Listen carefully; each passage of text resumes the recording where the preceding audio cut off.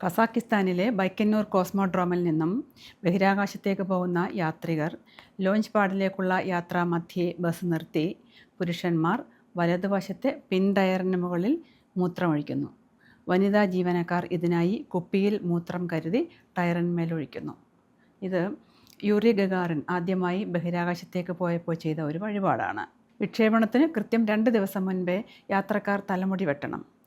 വിക്ഷേപണത്തിൻ്റെ തലേ രാത്രി the White Sun of the Desert എന്ന റഷ്യൻ സിനിമ കാണുന്നത് മഹാഭാഗ്യമായിട്ട് അവർ കരുതുന്നു. താമസിക്കുന്ന റൂമിൻ്റെ വാതിലിൽ അവർ സ്വന്തം പേരെഴുതി ഒപ്പുവയ്ക്കുന്നു. വിക്ഷേപണത്തിന് പോകുന്ന വഴിയിൽ ആരും അവരോട് യാത്ര പറയാറില്ല.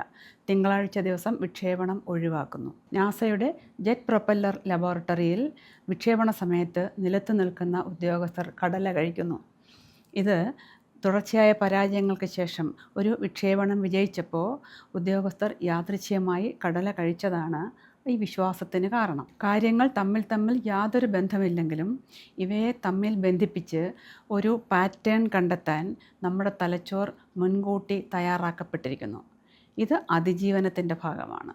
ശാസ്ത്രീയമായ അടിത്തറയില്ലാത്ത വിശ്വാസങ്ങളെ മനുഷ്യൻ പിന്തുടരുന്നത് ഇതിനാലാണ്. നമ്മുടെ പ്രതീക്ഷകളും അതിൻ്റെ പോസിറ്റീവ് എൻഡ് റിസൾട്ടും തമ്മിൽ ബന്ധിപ്പിക്കുമ്പോൾ തലച്ചോർ ഹാപ്പി ഹോർമോണായ ഡൊപാമിൻ പുറപ്പെടുവിക്കുന്നു.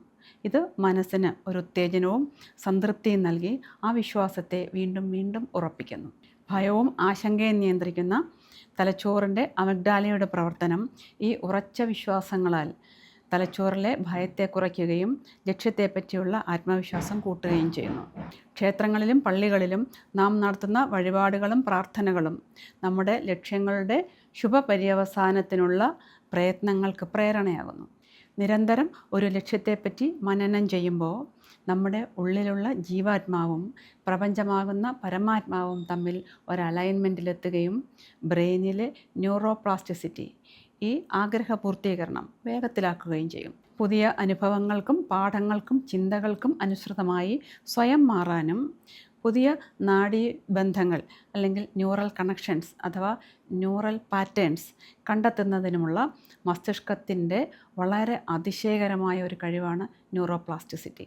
വിശ്വാസങ്ങൾ പലതരത്തിലുണ്ട്. ഒന്നാമതായി ജീവിതത്തെ പോസിറ്റീവാക്കി ലക്ഷ്യബോധമുള്ളതാക്കി മാറ്റാൻ കഴിവുള്ള വിശ്വാസങ്ങൾ. രണ്ടാമത് ഒരു ഗുണമോ ദോഷമോ ഇല്ലാതെ നമ്മുടെ ജീവിതത്തെ യാതൊരു രീതിയിലും സ്വാധീനിക്കാത്ത നമ്മളുമായി ഒരു ബന്ധവുമില്ലാത്ത വിശ്വാസങ്ങൾ. മൂന്നാമത്തേത് നെഗറ്റീവ് വിശ്വാസങ്ങളാണ്. ഒരുമിച്ചിരുന്ന് തമാശകൾ പറഞ്ഞ് ചിരിക്കുന്നതിനിടയിൽ എൻ്റെ ഒരു സുഹൃത്ത് പെട്ടെന്ന് ചിരി നിർത്തിയത് ശ്രദ്ധയിൽപ്പെട്ടപ്പോൾ ഞാൻ അതിശയത്തോട് തിരക്കി, എന്തു പറ്റി? അപ്പോൾ അവർ പറഞ്ഞത്, മായ, എനിക്കിതിനുള്ള അർഹതയില്ല. ഞാൻ മനസ്സ് തുറന്ന് ചിരിച്ചു കഴിഞ്ഞാൽ അന്ന് ഉറങ്ങുന്നതിന് മുമ്പ് ഞാൻ കരഞ്ഞിരിക്കും. എന്തെങ്കിലും ഒരു കാര്യം അവരുടെ മനസ്സ് വേദനിപ്പിക്കാനായി സംഭവിക്കുമ്പോൾ അവർ ഈ സ്റ്റേറ്റ്മെൻറ്റ് വീണ്ടും ആവർത്തിച്ചുറപ്പിക്കുന്നു. അവരിത് മാനിഫെസ്റ്റ് ചെയ്തെടുക്കുകയാണ്.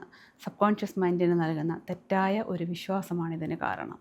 ദമ്പതികൾക്കിടയിൽ ഒരു പുതപ്പ് വില്ലനാകുന്ന അനുഭവം ഉണ്ടായിട്ടുണ്ട്. അതായത് 20 വർഷമായി ഭാര്യ ഒരേ പുതപ്പ് ഡ്രൈ ക്ലീൻ ചെയ്ത് ഉപയോഗിച്ച് വരുന്നു. ഈ പുതപ്പില്ലെങ്കിൽ അവർക്ക് ഉറക്കം വരില്ല.